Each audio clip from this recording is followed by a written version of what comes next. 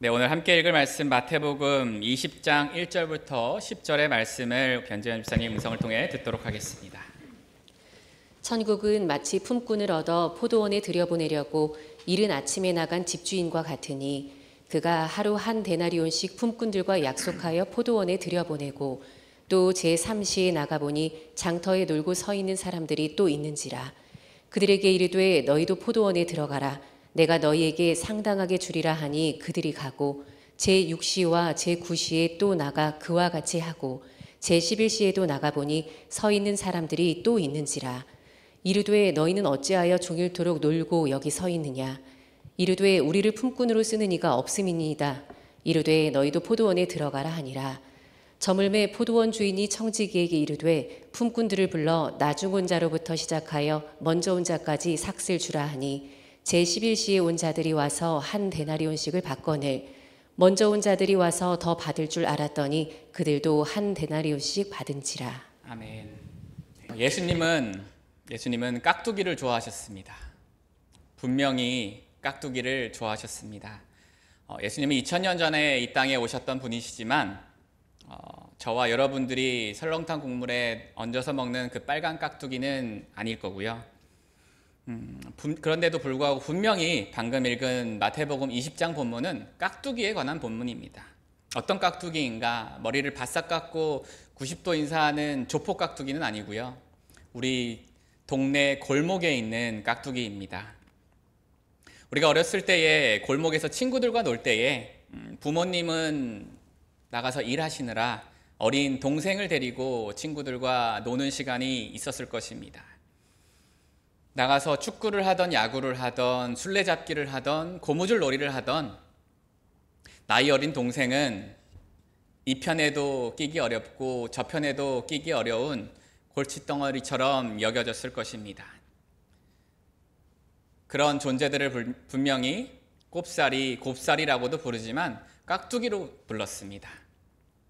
그래서 같이 놀이를 하면서 게임을 하면서 깍두기가 규칙을 잘 몰라서 어린 동생들이 놀이에 서툴러서 게임을 진행하는 데에 방해가 될 때도 있었습니다.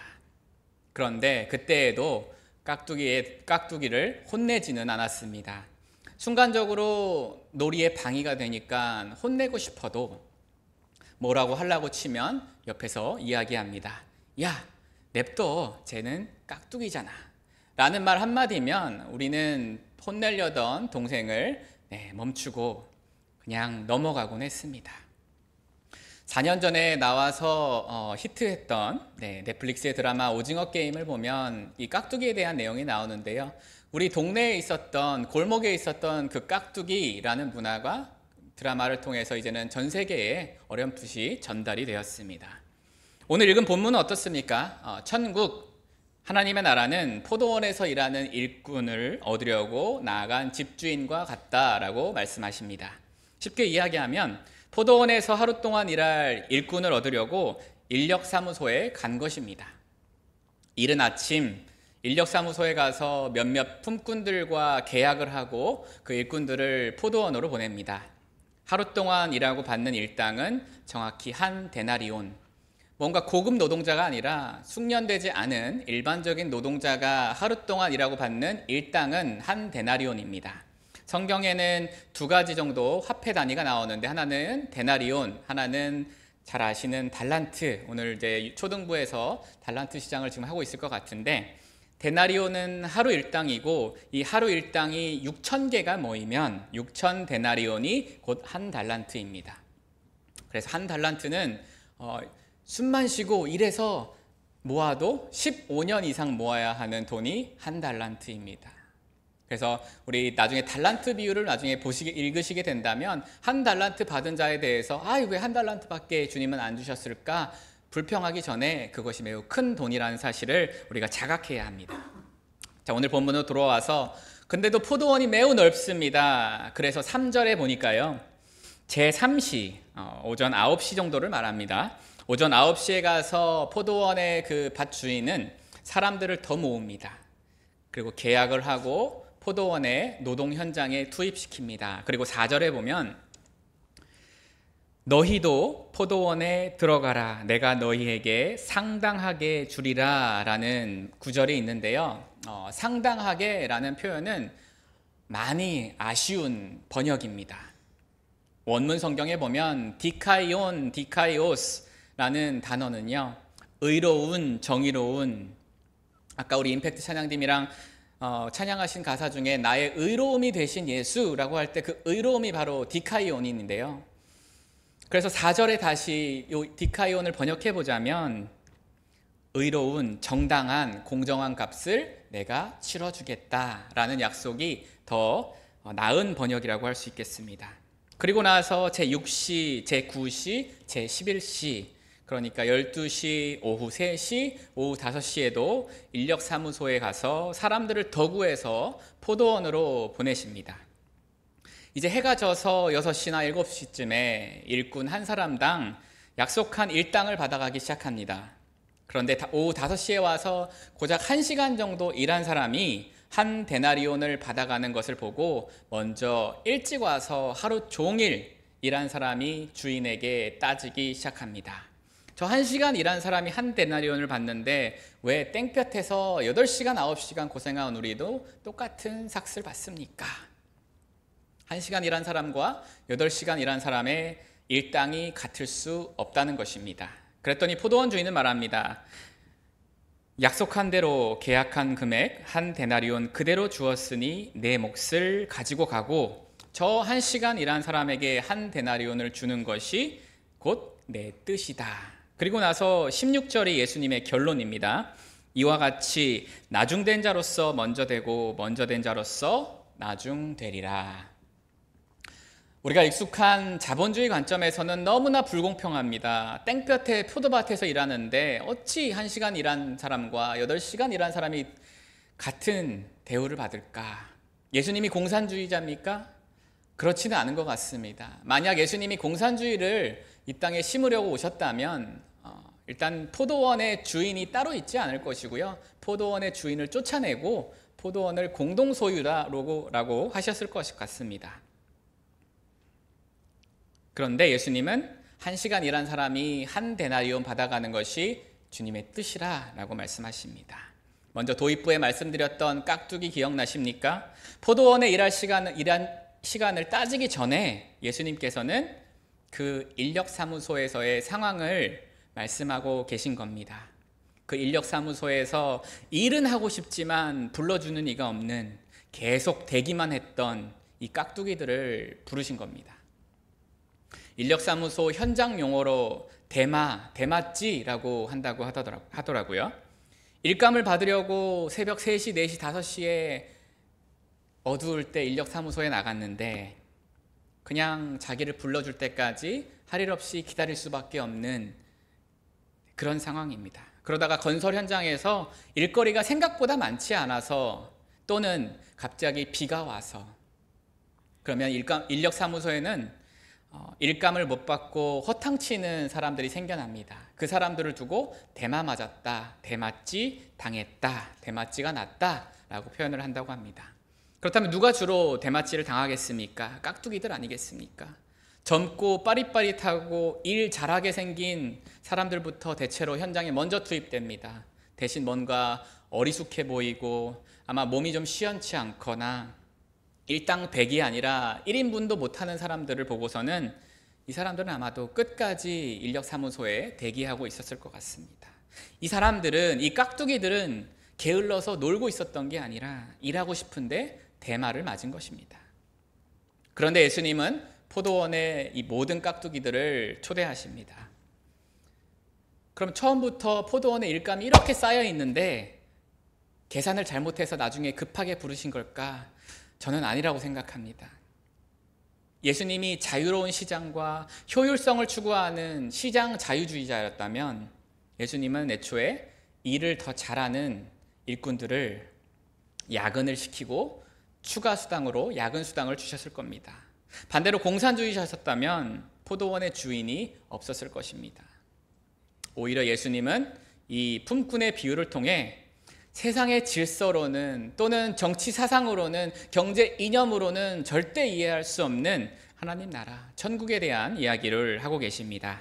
하나님 나라는 정치적인 사상이나 경제적 이념으로는 판단될 수 없는 나라입니다.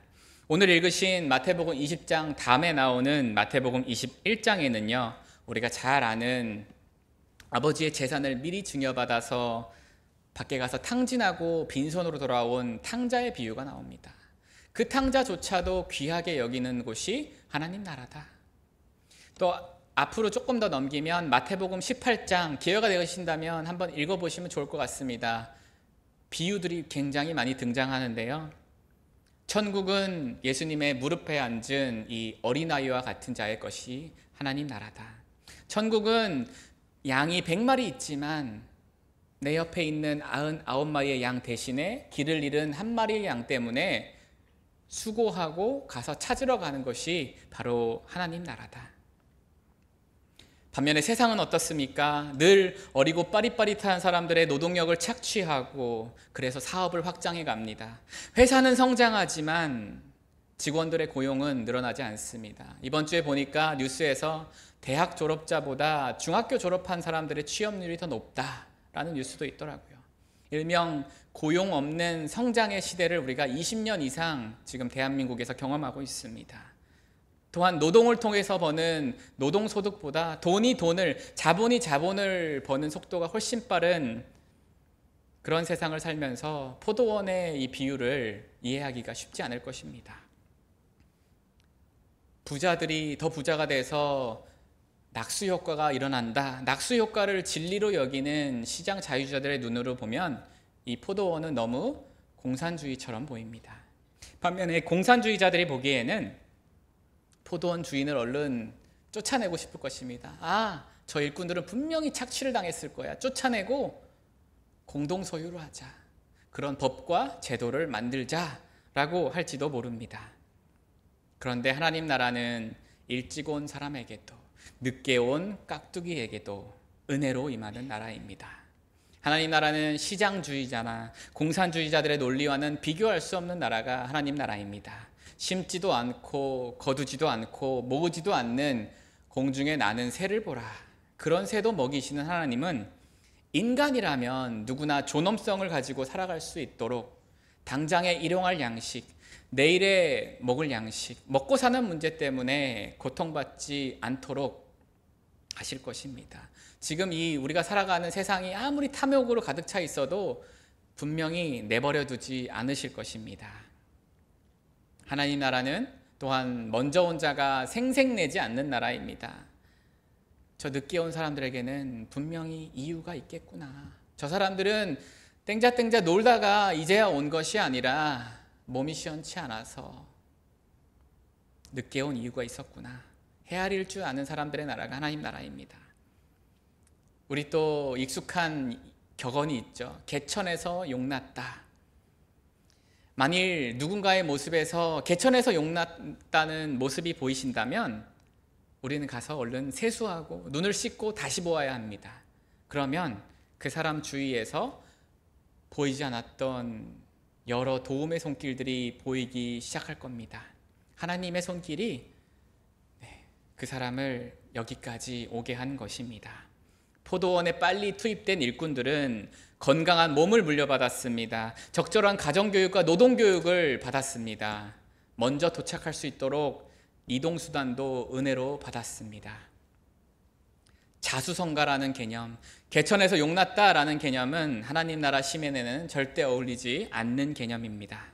그래서 설교 제목을 보시면 자수성가라는 개념 대신에 하나님 나라에 어울리는 표현은 갓수성가이겠다. 하나님의 손길로 모두가 이 자리까지 왔다라는 표현을 담고 싶어서 갓수성가라고 단어를 살짝 바꿔보았습니다. 아마도 예수님은 당시에 너무 생색내는 사람들이 많아서 이 비유로 말씀하신 것 같습니다. 대표적으로는 바리새인들과 서기관들, 이들을 향해서 너네가 아브라함의 혈육의 자손이라고 하나님 나라 시민이라고 주장하는데 그 하나님, 아브라함을 부르신 하나님, 다윗을 왕으로 부르신 하나님, 모세를 지도자로 쓰신 하나님을 제대로 알고 믿어라. 바리새인과 서기관만 그랬을까요? 오늘 읽은 본문 바로 다음 부분에 한 여인이 등장합니다. 마태복음 20장 20절입니다. 그때에 세베대의 아들 어머니가, 그러니까 예수님의 12제자 중에 야고보와 요한이라는 자가 있었습니다. 이 형제들의 어머니가 아들들을 데리고 예수께 와서 절하며 무엇을 구하니 21절 예수께서 이르시되 무엇을 원하느냐 이르되 나의 이 두 아들을 주의 나라에서 하나는 주의 우편에 하나는 주의 좌편에 앉게 명하소서. 예수님, 하나님 나라에 임하실 때에 우리 아들 영의정 말고 우의정과 좌의정이라도 시켜주세요. 물론 24절을 보니까 열제자가 듣고 두 형제에 대하여 분히 여기거늘. 이런 갈등 상황에 예수님의 답변은 이렇습니다. 25절입니다. 예수께서 제자들을 불러다가 이르시되 이방인의 집권자들이 그들을 임의로 주관하고 그 고관들이 그들에게 권세를 부리는 줄을 너희가 알거니와 26절 너희 중에는 그렇지 않아야 하나니 너희 중에 누구든지 크고자 하는 자는 너희를 섬기는 자가 되고 너희 중에 누구든지 으뜸이 되고자 하는 자는 너희의 종이 되어야 하리라. 인자가 온 것은 섬김을 받으려 한 것이 아니라 도리어 섬기려 하고 자기 목숨을 많은 사람들에게 대속물로 주려 함이라. 아멘. 하나님 나라는 힘에 의한, 자본에 의한 위계 질서로 돌아가는 사람들의, 세상 사람들의 눈에는 보이지 않는 나라입니다. 그런데 그런 역설적이고 비효율적인 모습을 하나님은 공평이다, 공의다, 정의다 라고 말씀하십니다. 우리 담임 목사님 통해서 아모스서 말씀 들을 때에 정의와 공의를 하수와 같이, 강물과 같이 흐르게 하라 라는 그 정의와 공의는 이 포도원의 비유에 잘 드러난다고 생각이 됩니다. 반면 세상은 그렇지 않습니다. 포도원과 같이 큰 사업장을 가진 사장님들 중에 세상은 직원들을 많이 고용한 사장님을 훌륭하다고 하지 않고 직원들을 한 명이라도 줄이고 이익을 더 창출해낸 사장님들을 훌륭하다라고 이야기합니다. 정규직들 대신에 40%나 되는 비정규직들이 있습니다. 그런데 과연 이 비정규직들이 한 데나리온을 충분히 받아서 살고 있을까? 잘 모르겠습니다. 또 일자리를 잃은 실직한 이들이 다시 일할 수 있도록 실업급여가 나가고 있는데 이 실업급여가 아깝다고 하는 사람들이 많은지는 모르겠습니다. 하나님이 모든 땅의 주인이신데 선물로 빌려주신 것인데 먼저 도착했다는 이유로 그 땅에 깃발을 꼽고 나서 지주가 되었다, 건물주가 되었다 라고 하면서 세입자들에게, 임차인들에게 갑질과 횡포를 부리고 있는 것은 아닌지 모르겠습니다. 국민연금 제도를 가지고도 말이 많습니다. 누가 더 받아야 하니, 누가 덜 받아야 하니, 누가 이득이고 손해니. 그렇게 다투는 동안 사실은 연금제도에 가입조차 하지 못했던 자영업자들과 하루 일당을 받던 자들 50%의 은퇴자는 한 데나리온도 없이 은퇴를 맞이합니다. 노인 빈곤율과 노인 자살률이 OECD 1등이 되었는데도 불구하고 여전히 세상은 저성장이 문제다라고 이야기하고 있습니다. 저출산의 문제도 그렇습니다. 출산율이 낮은 것도 집값이 비싸서야, 돈이 부족해서야 라고 할 수 있지만 결국 그 마음의 본질에 다가가 보면 내 자녀가 나중에 깍두기가 되면 어떡하지? 내 손주가 나중에 1인분을 못하면 세상에서 푸대접 받지 않을까? 그런 걱정 때문에 저출산의 문제가 일어나고 있는 것은 아닌지 그런 생각이 듭니다. 또 일해서 버는 노동소득, 월급이 올라가는 속도보다 돈을 버는 속도가 빠른 세상을 만들어 놓고선 우리 자녀들에겐 월급 더 받는 소수의 일자리를 가지고 경쟁하도록 입시제도를 만들어가고 있습니다. 막상 치열하게 공부해놓고 30살에 직장에 들어가면 50살이 되면 나가라고 눈치를 받는 세상이 되었습니다. 자영업자로 또는 아르바이트로 변신을 시도해야 합니다. 이렇게 마냥 암울한 이야기만 늘어놓았지만 그만큼 세상에서 소망을 찾아보기가 점점 더 어려워지고 있습니다. 그렇기 때문에 교회가 대안이 되어야 합니다. 모두가 인간다운 삶을 살 수 있는 하나님 나라의 모습을 우리가 온전하게 담을 수는 없겠지만, 완벽하게 담아낼 수는 없겠지만 최대한 많이 담아낼 수 있도록 닮아가려고 교회 공동체가 존재해야 합니다. 그렇다면 그 교회 공동체의 모습은 어떤 모습일까? 많습니다. 첫째, 직분은 섬김을 받으려고 받는 직분이 아니라 더 섬기기 위해 받는 것이 직분이다. 그런 직분자의 모습을 보고 나도 저렇게 멋진 직분자, 멋진 신앙의 선배처럼 닮아가고 싶다라는 마음이 드는 교회. 또 포도원에 늦게 도착할 수밖에 없었던 세상에서 소외받았던 깍두기들이, 부잣집에서 태어나지 못했던 이들이, 건강 때문에 걸어가는 속도가 더뎠던 이들이 최소한 한 데나리온만큼은 받고 누릴 수 있는 교회. 패밀리카나 대명 콘도나 부산 LCT 리조트를 눈치 보지 않고 자유롭게 누릴 수 있는, 그렇게 꿈을 가지고 살 수 있는 그런 교회. 또 있습니다. 일찍이 이 교회에 왔다고, 신학의 연조가 더 오래되었다고 생색내기보다 철저히 은혜의 빚진 자로 신앙생활하는 교회. 주면서도 을이 되는 교회. 또 있습니다. 내가 몸담고 있는 구역과 교구에는 그동안 관심 주지 못했던 깍두기 같은 존재는 없었을까 돌아보는 교회.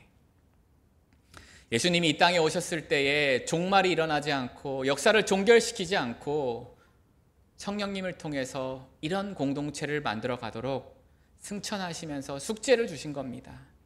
물론 꿈만 같은 이야기일 겁니다.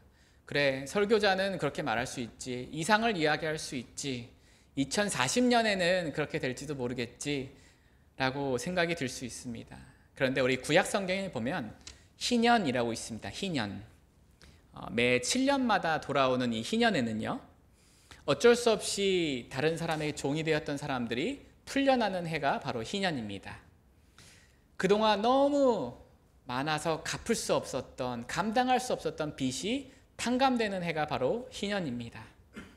그동안 농사짓고 목축했던 땅과 가축들이 쉬고 누리는 해가 바로 희년입니다. 그런 천국의 희년은 하루아침에 올 수는 없습니다. 그런데 최소한 우리의 다음 세대, 2040의 주역이 될 세대가 자라나면서 에이, 우리 교회도 세상이랑 똑같네 라면서 현실주의자가 되거나 염세주의자가 되거나 비관론자가 되지 않도록 오늘부터 우리는 하늘의 미랄이 되신 예수님 옆에서 걸음이 되어야 할 것입니다. 그게 전도고 선교고 순교라고 믿습니다. 우리 광고 때 소개해드린 소책자 있습니다. 은혜의 단비, 담임 목사님의 11년 전 설교인데요. 길지 않습니다. 꼭 가지고 가셔서 에어컨 앞에서, 선풍기 앞에서 읽어보시기 바랍니다. 읽어보시면서 이 포도원의 주인과 같은 하나님께서 다스리는 나라의 모습은 어때야 할까? 교회는 어떤 모습이어야 할까? 그리고 그 안에 개인으로서의 나의 신앙생활은 어떻게 영위해 나가야 할까? 돌이켜보고 적용할 수 있는 부분이 정말 많을 것이라고 생각이 됩니다. 세상의 통념이나 세속적인 가치관이 아니라 분명히 겨자씨처럼 작게 시작하지만 분명하게 자라나고 완성될 그 하나님의 나라를 매일 꿈꾸고 매일 가슴에 담고 마음에 품고 사는 저와 여러분들이 되시기를 하나님 나라를 시작하신 주님의 이름으로 축원합니다.